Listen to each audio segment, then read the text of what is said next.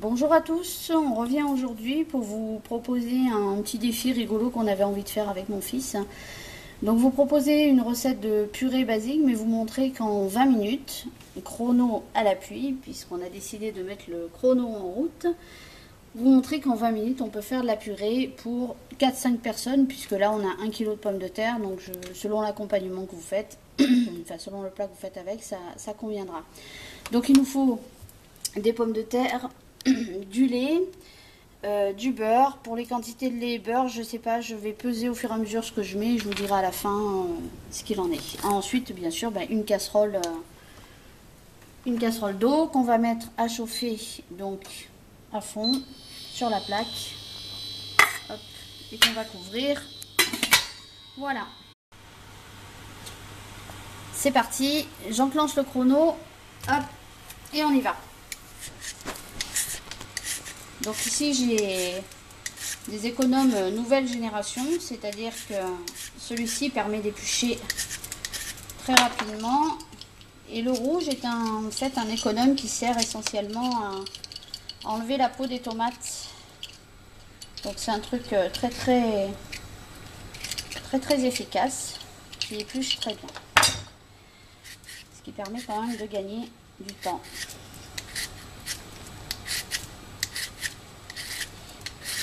Je reviens un petit peu sur la recette précédente, celle que j'ai fait donc pour le gâteau yaourt citron.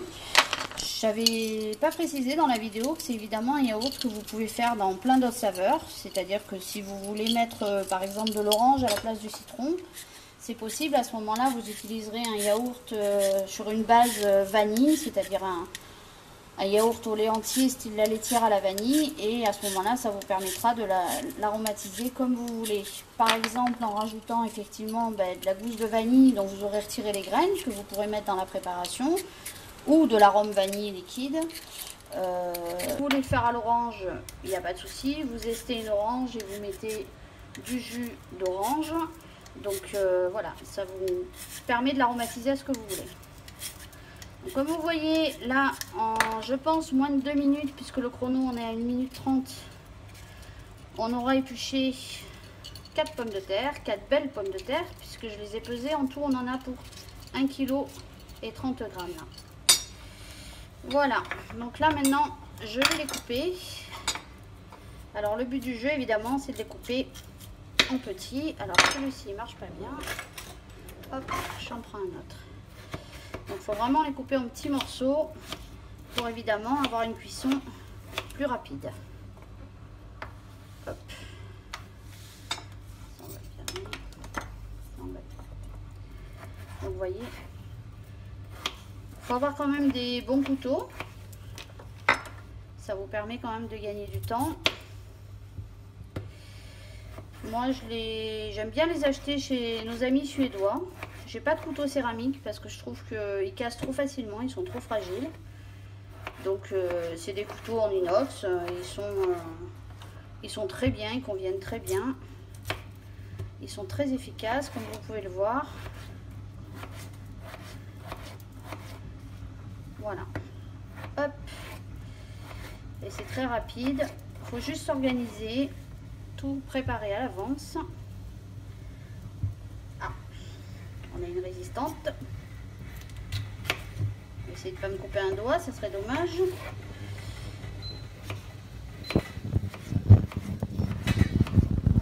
Voilà, donc on a l'eau qui commence à bouillir. C'est vrai que sur la plaque induction, c'est quand même assez rapide. Voilà. Allez, on va mettre tout ça dans l'eau. Voilà, donc là, bon, il reste 1 minute, mais j'ai vérifié. En fait, elles sont déjà cuites, mes pommes de terre. Donc, on va pas s'embêter. On va les enlever maintenant. Hop. On vire l'eau. Hop là.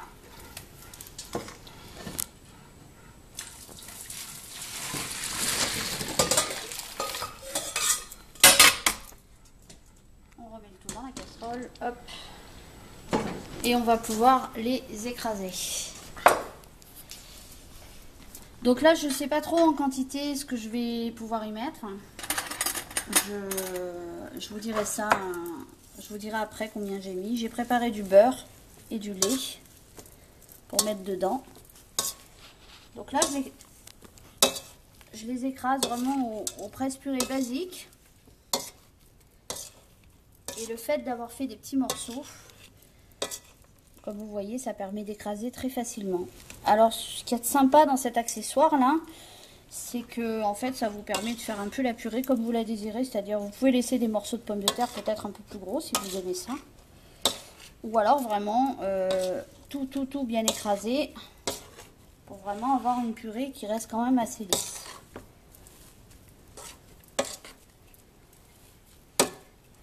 Voilà, donc on va mettre du beurre. J'avais prédécoupé 100 g de beurre. Ça paraît peut-être un petit peu beaucoup. Je pense que là, on doit avoir genre 60 g. Je pense que ça va suffire.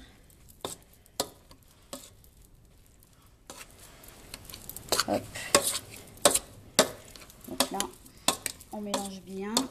Je vais prendre une grosse cuillère.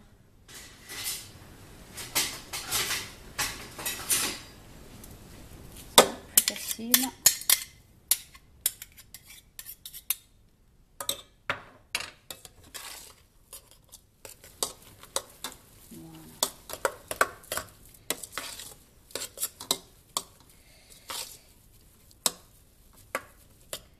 Donc en liquide, hop.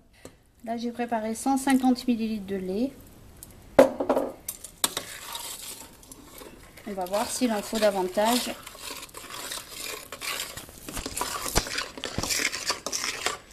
Je pense que ça va suffire. Je pense que c'est bien. Voilà, vous avez donc là une purée pour 4 ou 5 personnes. Moi, j'ai pas écrasé complètement parce que on l'aime bien comme ça. Mais si vous voulez l'écraser davantage, vous pouvez. Sinon, si vous avez j'ai un presse-purée. Moi, j'ai un truc de chez Kenwood là, le Tri-Blade qui permet de faire de la purée extra fine. Bon, là, j'ai voulu utiliser ça pour encore une fois vous montrer qu'avec un accessoire simple qui coûte, je sais pas, 5-6 € en boutique, vous pouvez faire une purée maison en moins de 20 minutes. Puisque le chrono qu'on n'a jamais arrêté est à 17 minutes 07. Voilà, comme quoi c'est presque aussi rapide, je pense, que de faire de la purée mousseline. A bientôt pour une nouvelle vidéo.